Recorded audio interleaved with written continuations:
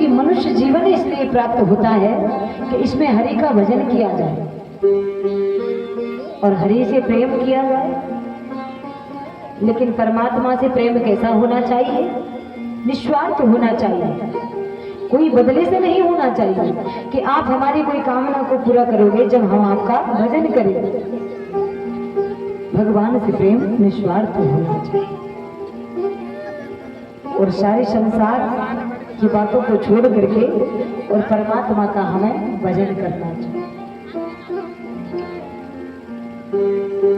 अरे माया को सब कोई भजे और माधव भजे न को, और जो कोई माधव भजे सो माया चेरी हो।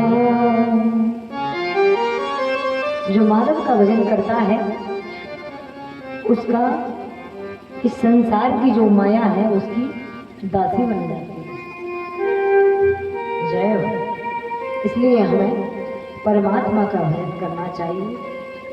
और सोनम जी ने प्रश्न किया कि महाराज जिस कथा के लिए आप श्रवण करा रहे हैं इस ग्रंथ को लिखा किसने है, इसकी रचयिता कौन है? तो सूत जी सुनाने लगे हैं श्री राम।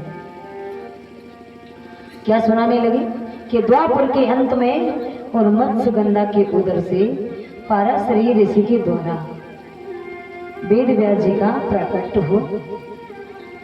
किसका प्राकट्य हुआ? वेद व्यास जी का। और वेद व्यास जी ने ध्यान लगाकर दृष्टि डालकर देखा कि आने वाला युग कलयुग है और कलयुग में ऐसे प्राणी होंगे, ऐसे मानव होंगे कि जिनसे भगवान का भजन नहीं हो। जय हो जय हो। और भगवान की भक्ति नहीं हो और जो कार्य भी नहीं करते, तो फिर ऐसे युग में ऐसे मानवों का कल्याण कैसे होगा? इस बात की चिंता कर रहे हैं। कौन कर रहे हैं? वेद व्यास जी। ऐसी चिंता में बैठे हुए थे जय हो कि अचानक से नारद जी का आना हुआ। जय हो। नारायण नारायण नारायण। बोले महाराज क्या बात है?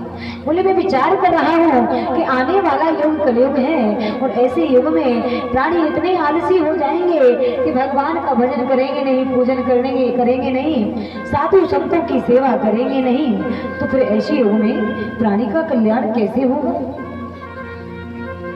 जो हमारा शरीर है, जो हमारा देह है, वो आलसी हो जाएगा। कलयुग में कलयुग जी ने क्या लिखा कि आलसी हो जाए कलयुग का मानव, तो फिर भजन कर नहीं पाएगा, तो फिर कल्याण कैसे होगा? इस बात की वेद व्यास जी चिंता कर रहे हैं। अचानक से नारद जी का आना हुआ और नारद जी ने कहा कि हे महामुनि महर्षि चिंता न करें। श्री राम, आपने सब कुछ लिख दिया है लेकिन अभी गोविंद के गुण अनुवादों को नहीं लिखा। और ऐसा कह करके और अपना पूर्व चरित्र श्रवण कराने लगे हैं कि पिछले जन्म में मैं भी एक दासी का पुत्र था। श्री राम,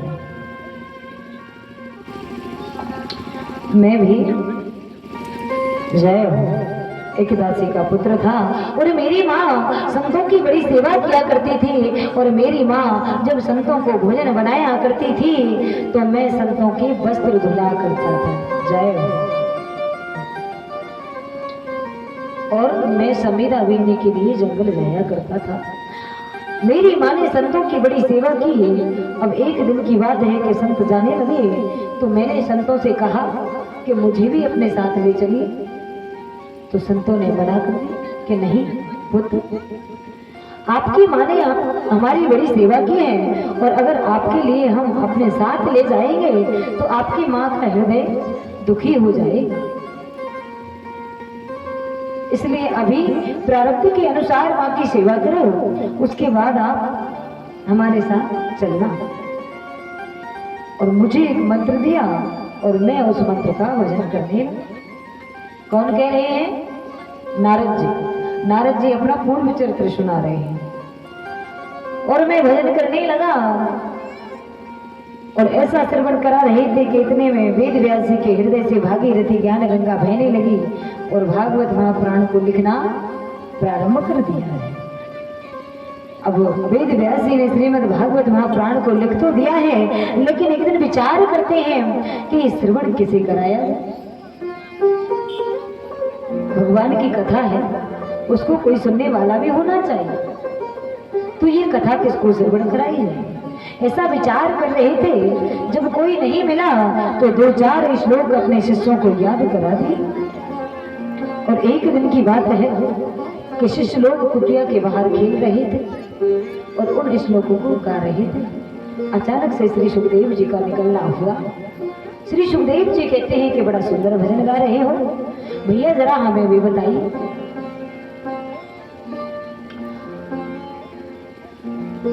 तो जो शिष्य थे वेद व्यास जी के, वो कहने लगे कि हमारे गुरु जी के लिए ऐसे बहुत भजन आते हैं, भैया कुटिया के अंदर चलिए। और कुटिया के अंदर जब गए तो वेद व्यास जी का हृदय बड़ा प्रसन्न हो जाता है। और वेद व्यास जी ने ये मंगलमय कथा श्री सुखदेव जी को श्रवण कराई। और शुभ समय आने पर यही मंगल कल्याणकारी कथा श्री सुखदेव जी ने राजा परीक्षित के लिए श्रवण कराई। जय हो। अब महाराज सोनक जी ने प्रश्न किया कि महाराज एक बात बताइए कि ऐसा क्या कारण बना जो राजा परीक्षित के लिए ही कथा श्रवण कराए, और किसी को भी करा सकते थे। श्री राजा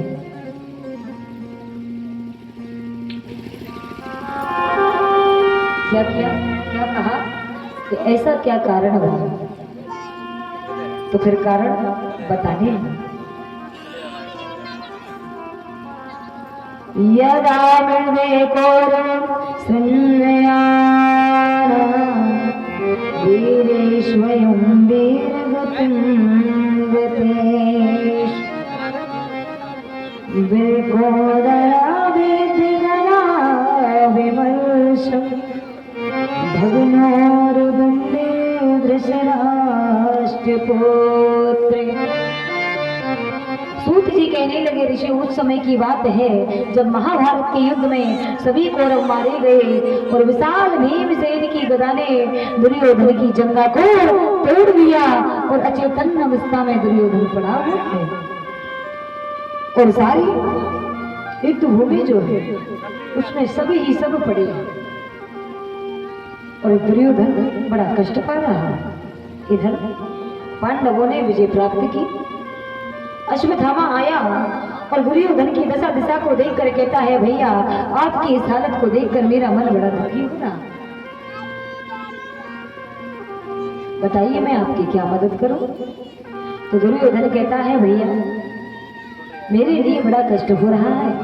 क्यों?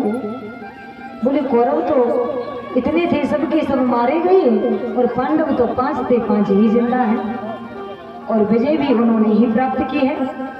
दुर्योधन क्या कहता है कि अगर 5 में से एक भी मारा जाता तो मेरे हृदय को धैर्य आता।